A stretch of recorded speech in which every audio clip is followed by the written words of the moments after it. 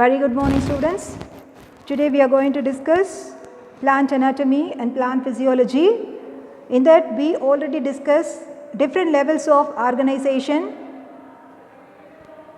atom, molecules, organelles, cell, tissue system, organ, organism.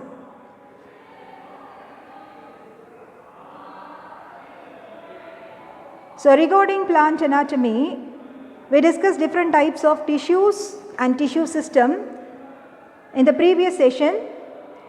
So, what are called tissues? Tissues are the group of cells that are similar in structure and function, are dissimilar in structure and origin, but perform similar function. So, plant tissues can be broadly classified into two based on their ability to divide. They are meristematic tissue, permanent tissue. What is a meristematic tissue? The tissue which undergoes continuous state of division, a group of identical cells which are in a continuous state of division, it is called as meristematic tissue. Permanent tissue, some of the meristematic cells stop its dividing nature and acquire certain changes to become a permanent tissue. So, these are all the two different types of plant tissues based on their ability to divide. Next, tissue system. Sachs in the year 1875 classified tissue system into three different types. Dermal or epidermal tissue system, ground tissue system, vascular tissue system. So, in plants there are three different types of tissue system: dermal tissue system, epidermal tissue system, ground tissue system, vascular tissue system. So, we already discussed dermal or epidermal tissue system, ground tissue system. So, there are three different types of tissue system. Dermal tissue system, the component is nothing but epidermis and periderm. The major function, protection, prevention of water loss. Then ground tissue system, the components are parenchyma tissue, collenchyma tissue and sclerenchyma tissue. Functions: photosynthesis, food storage, regeneration, support and protection. Then vascular tissue system, vascular tissues are xylem and phloem. The major function of xylem tissue, transport of water and minerals. The major function of phloem tissue, transport of food. So, we already discussed dermal or epidermal tissue system. It consists of epidermis, stomata and epidermal outgrowth. Epidermis is the outermost layer. It has many minute pores called stomata. Cuticle is present on the outer wall of epidermis to check evaporation of water. Trichomes and root hairs have the epidermal outgrowth. What are the major functions of epidermal tissue system? Epidermis protects the inner lying tissues. Stomata helps in transpiration and also gaseous exchange.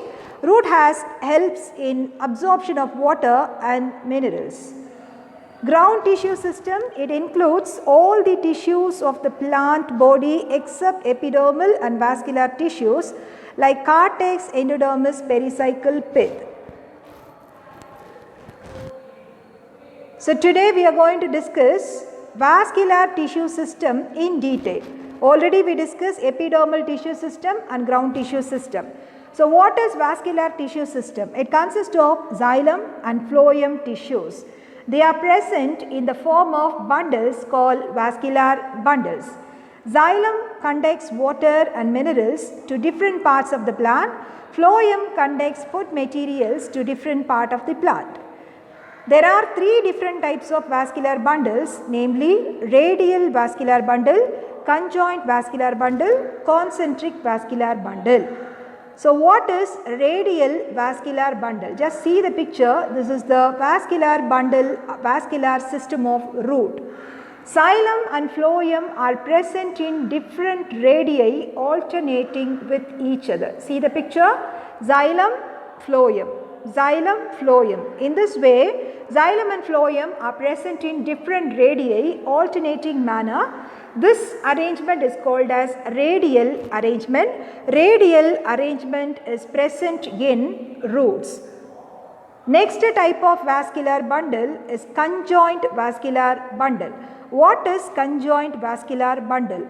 Xylem and phloem lie on the same radius. This is called as conjoint vascular bundle. See, in radial vascular bundle, xylem and phloem are present in different radii alternating with each other. But conjoint vascular bundle, xylem and phloem lie on the same radius. Conjoint vascular bundle are present in stem and leaves. There are two different types of conjoint vascular bundle. What are they? Collateral vascular bundle, bicollateral vascular bundle. So what is collateral vascular bundle? Xylem lies towards the center and phloem lies towards the periphery. So this is called as collateral vascular bundle. Xylem lies towards the center, phloem lies towards the periphery, and here xylem and phloem lie on the same radius because it is a type of conjoint vascular bundle. Collateral vascular bundle further divided into two types based on the presence of cambium. When cambium is present in collateral bundle, it is called as open vascular bundle. Example, Dicot stem. Then one more is there, closed vascular bundle. So what is closed vascular bundle? Collateral bundle without cambium, it is called as closed vascular bundle. Example, monocot stem. So these are all the two different types of collateral vascular bundle based on the presence of cambium. Next type of conjoint vascular bundle is bicollateral vascular bundle. So what do you mean by bicollateral vascular bundle? In this type of bundle, the phloem is present on both outer and inner side of xylem. Example for bicollateral vascular bundle is cucurbita. So these are all the two different types of conjoint vascular bundle, that is collateral and bicollateral. Just see the picture. The first diagram is given conjoint collateral open. The second diagram is conjoint collateral closed. In both the case, xylem and phloem arrange on the same radius. So it is called as conjoint.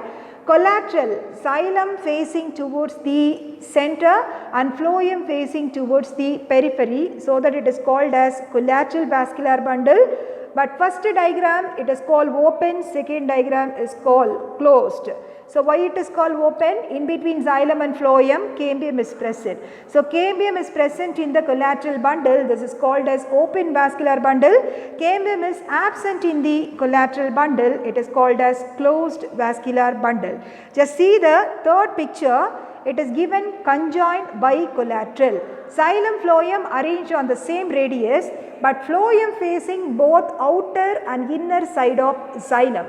So this type of vascular bundle is known as conjoint bicollateral vascular bundle. So these are all the different types of conjoint vascular bundle. Next, let me pass on to concentric vascular bundle. So what is concentric vascular bundle? Vascular bundle in which xylem completely surrounds the phloem or vice versa, that is phloem completely surrounds the xylem. So this is only known as concentric vascular bundle. It is of two types, amphivasal and amphigyrebral. What do you mean by amphivasal vascular bundle? Xylem surrounds the phloem. Example, Dracaena. Amphigyrebral vascular bundle in which phloem surrounds the xylem. Very good example for amphigyrebral vascular bundle is ferns. So this is about the concentric vascular bundle. Either xylem completely surrounds the phloem or phloem completely surrounds the xylem. Next, end-arc and exarch condition. So based on the protoxylem point, the vascular bundles are called end-arc and exarch. So what do you mean by end-arc? Endo refers to inside. Protoxylem points facing towards the center. So protoxylem lies towards the center and metaxylem lies towards the periphery. So this condition is called as end-arc. End-arc bundles are present in stem. Next is exarch. So what is exarch? protoxylem lies towards the periphery and metaxylem lies towards the center. So, this condition is called as exarch vascular bundle. So, in root we can see exarch vascular bundle. Just see the picture, it is concentric and amphigyrebral. Second picture, concentric amphivasal. So, concentric amphigyrebral phloem completely surrounds the xylem. Concentric amphivasal xylem completely surrounds the phloem. So, these are all the different types of concentric vascular bundle. So far we discussed vascular tissue system in detail. So, vascular tissue system which consists of xylem and phloem, it occur in bundle. Then vascular bundles are of three different types: radial, conjoint, concentric. Radial present in roots, conjoint present in stem and leaves. Conjoint further divided into collateral and bicollateral, collateral with open and closed type. Then concentric vascular bundle with two different types: amphigyrebral vascular bundle and amphivasal vascular bundle. With this we finish vascular tissue system. So far we discussed three different types of tissue system in plants: epidermal tissue system, ground tissue system, and today we discussed vascular tissue system. So, next level of organization is organ. Tissue system grouped to form an organ. How all the three different types of tissue system, that is epidermal tissue system, ground tissue system, vascular tissue system grouped to form an organ, that we will discuss in the next class. That is all about today's class. Thank you.